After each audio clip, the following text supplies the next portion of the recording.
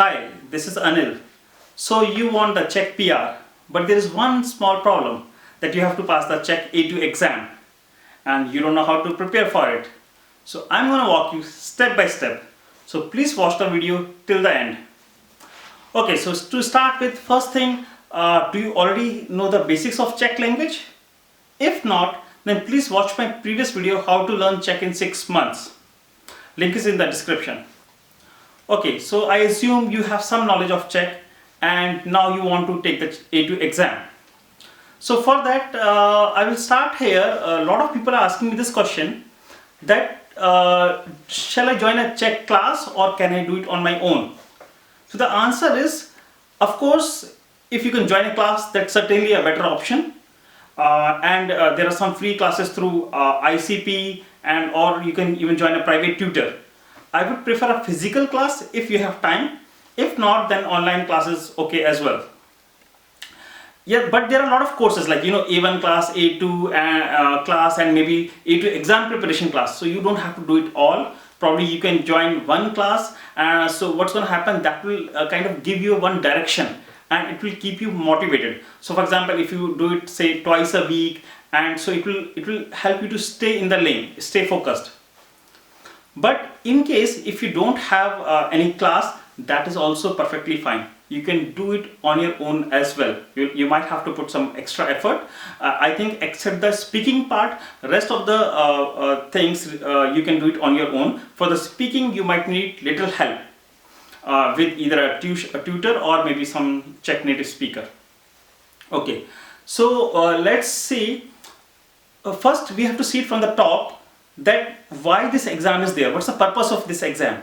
So why government has put Czech A2 exam as a mandatory condition for the Czech PR? Because they expect as a foreigner, if you are living in the country or if you already lived for 5 years, then you have to integrate with the society. Now what does it mean?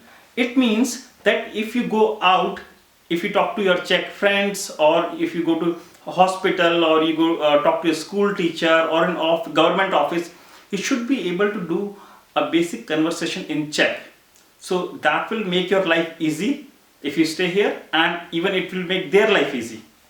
So that's the purpose. So for the exam, what could be the possible topics? So there could be topics like, you have to introduce yourself and your family. You should be able to talk about an apartment. Why? Because as a foreigner, sometimes you have to rent an apartment, right? So you should be able to see an advertisement and understand the basics of an apartment. Similar way, you should be able to talk about weather or employment or office. You can should be able to talk about weekend or how was the vacation.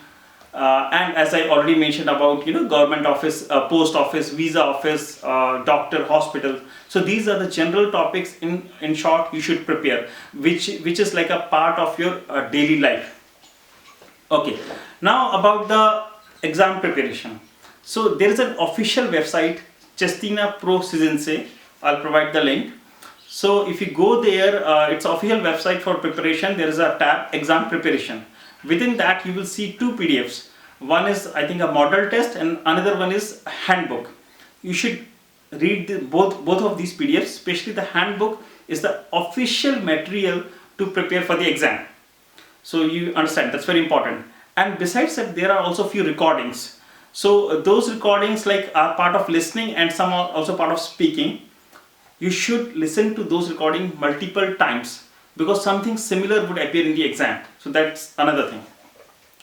Now there are a couple of approaches. One, some people prefer, first they will prepare general, go through some classes. Then at the end, when they are ready, they will start that PDF. But I would say try the reverse way. If you already know a little bit Czech and now you have made up your mind for the exam, start with the PDF. What's going to happen? I know that PDF is little tough and it's lengthy, but once you start with that, it will take time because it's all in Czech, so probably you'll have to translate. So, but once you do that, right, you will know what's the scope, because there are a lot of words in that PDF, which is the vocab which you have to know. Otherwise, you will just keep watching some YouTube videos and you don't know what's the limit, where this A2 ends, what's the scope of A2. So that's where this helps. And it's like a school, right? you can read the syllabus throughout the year, but when you prepare for the exam, you have some book, like some model question paper or something like that. So it helps. Okay, and after that I'll talk about the exam format. So there are two parts to the exam. First part is where you have to use pencil and paper, which consists of three sections: reading, writing, and listening. It would be around 2.5 hours, and after that there would be a lunch break, and then there would be a speaking part. So first, about reading. Reading is the easiest section if you know the vocab. Sometimes what could happen is, there is a reading paragraph. It might happen then you don't have to know all the words in that paragraph, right? It might happen, right? But you don't have to worry about it. The point here is you should be able to understand the context and able to comprehend that paragraph. So if you can understand the meaning, that might help you with with the answers, or you have to match some sentence or something like that. Then after reading, there we have this writing part. Writing, I would say start writing today, because it's not gonna happen in one day. So if you can start as early, it's gonna be fine. So you should be able to write some small letters, words, small sentences. So that's how in the exam probably you might get a question to write a small letter, for example, to some school teacher, or to a doctor, or to your boss, anything. Or maybe some small notes, that could also be possible. Then about listening. Listening is easy in one way, in the sense, if you've already heard the language a lot of time, then it's easy.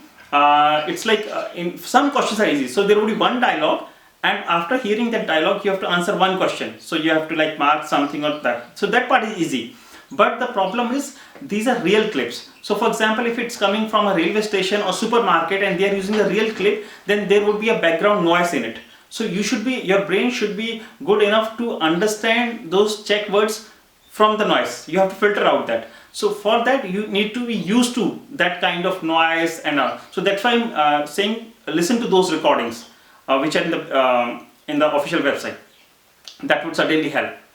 Okay, so and another tough thing in listening is, there would be a paragraph where you will listen to one dialogue. Obviously, they repeat. Every dialogue would be repeated twice. So it might be like a big dialogue, and after listening to that, you have to answer like 4 to 5 questions. So that's tough, because what's gonna happen? Your brain will have to work faster. It's tough to process that much information while hearing one dialogue. For example, if there's a dialogue about a birthday party, now the questions would be, okay, whose birthday party was this? Where was the venue? How to reach it by bus or something? So that kind of questions could be there. Okay, and then about speaking. Speaking is the toughest part, I would say. Why? I'll give you my example. For example, I was trying to prepare for the speaking, and I was reading the questions through some website, and I was practicing that. And then I was also practicing with some of my Czech friends. But they were talking to me because they know I'm new to language, so they were talking slowly to me, right? But when I went to the exam, it was like a rapid fire round. I just sit and suddenly they started firing questions. So in the first round, there would be 10 questions, and they will talk to you like in the natural way, which is like like the stranger talks to you. That is very quick. So I was in a shock that time. So you have to understand that question, process it, and then respond to it. So it's important that you get used to speaking part, like you can listen in a natural way and understand that. So as I said, in the first part there will be 10 questions. It could be about anything like food and drink. They might ask you what's your favorite food, or they could ask you about your apartment, or about any foreign language. It could be anything. Second topic is where you will have to speak for 1 minute. So they will show you one picture, and within the picture, for example, say there are two girls, and then there will be some topics like say food, like they are talking about something like food or vacation or movie, something like that. Now one thing is that you have to use creativity. That's why you need practice here. Forget about Czech. Even if you have to answer this question in English, you'll have to think what to speak. For example, there are two girls, you have to name them something. Then you will say, okay, they are young girls, they are like 20 years old, and now they are talking, they are going somewhere, they are talking about movie. So for that, that's why it's better to practice these kind of questions. And another point is, same question, the interviewer might ask you to answer in past tense.